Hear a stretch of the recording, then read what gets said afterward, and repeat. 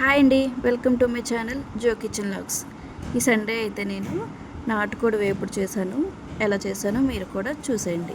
ముందుగా నాటుకోడిని శుభ్రంగా కడుక్కుని ఒక గిన్నెలో వేసుకుని అందులోనే కొంచెం సాల్టు,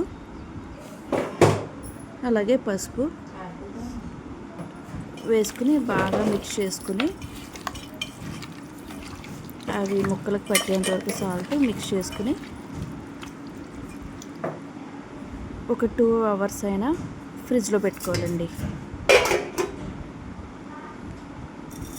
తర్వాత ఒక ప్యాన్ తీసుకుని అందులో ధనియాలు, జీలకర్ర, బిర్యానీ పువ్వు ఉంటుంది కదండి, అది దీని పేరు కూడా నాకు తెలియదు, అది లవంగాలు, దాల్చిన చెక్క,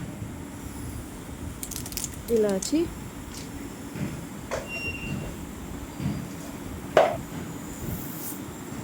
గసగసాలు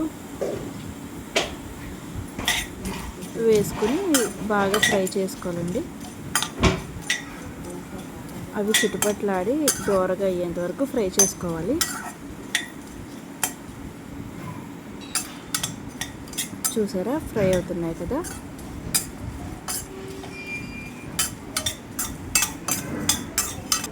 అంతే అండి, అవి ఒక ప్లేట్లో తీసుకుని చల్లబెట్టుకోవాలి. ఇప్పుడు ఫ్రిడ్జ్లో తీసిన చికెన్ అదే ప్యాన్లో వేసుకుని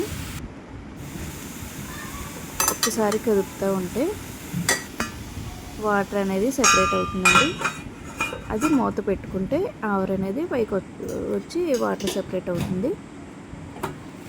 చూసారా ఎంత వాటర్ వచ్చిందో. ఆ వాటర్ అంతా ఇంకిపోవాలండి. ఇంకొకసారి మూత పెట్టుకుంటే అది కూడా అయిపోతుంది. ఇప్పుడు ఒక ప్లేట్లోకి ఆనియన్స్, పచ్చిమిర్చి, కరివేపాకు, అల్లం వెల్లుల్లి పేస్టు, అలాగే ముందుగా ధనియాలన్నీ ఫ్రై చేసుకున్నాం కదండి, అది కూడా పొడి కూడా మిక్సీ వేసుకుని అది కూడా రెడీ చేసుకోవాలి. చూసారా, నాటుకోడి అయినా సరే ఎంత బాగా బాయిల్ అయిందో చూసారా. మీకు చూపిస్తుంది, అదిగో చూసారా. ఇప్పుడు వాటర్ అంతా సెపరేట్ అయిన వల్ల ఇవి ఒక ప్లేట్లో తీసుకుని పక్కన పెట్టుకోవాలి. అదే ప్యాన్లో కొంచెం ఆయిల్ వేసుకుని అందులో పక్కకు తీసిన చికెన్ ముక్కలు ఉన్నాయి కదండి, అవి కూడా వేసుకుని ఫ్రై చేసుకోవాలి. మూత పెట్టుకుంటే బాగా ఫ్రై అవుతాయి.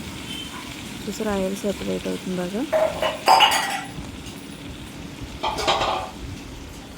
మూత పెట్టుకుని ఇంకొక 2 మినిట్స్ ఉంచుకుని తర్వాత మూత తీసాక ఆనియన్స్, పచ్చిమిర్చి, కరివేపాకు వేసుకుని ఒకసారి ఫ్రై చేసుకోరండి. అవి ఫ్రై అవ్వాలంటే మూత పెట్టేస్తేనే అవుతుందండి.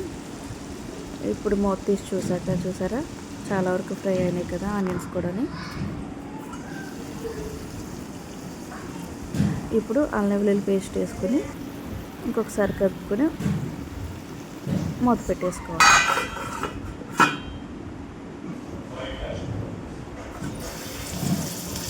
చూసారు, అల్లం వెల్లుల్లి పేస్ట్ కాబట్టి కొంచెం అడుగంటున్నట్టు అనిపించింది, కానీ లేదులేండి. తర్వాత మీ స్పైసీకి సరిపడా కారం వేసుకుని బాగా ఒకసారి మిక్స్ చేసుకుని పౌడర్ ఉంది కదండి, అది కూడా వేసుకొని మిక్స్ చేసుకోవాలి. నాన్ వెజ్ కర్రీస్కి కారం అయితే ఎక్కువే పడుతుందండి, అదొకటి గమనించగలరు. ఇప్పుడు ఫ్రై అయిపోయింది కదా, కొత్తిమీర వేసుకుని ఇంకొకసారి మూత పెట్టుకుంటే చూసారా, ఆయిల్ సెపరేట్ అయింది దేనికది. ముక్క కూడా చాలా బాగా బాయిల్ అయిందండి. అంతే అండి, నాటుకోడి వేపుడు అయితే రెడీ అయిపోయింది. సబ్స్క్రైబ్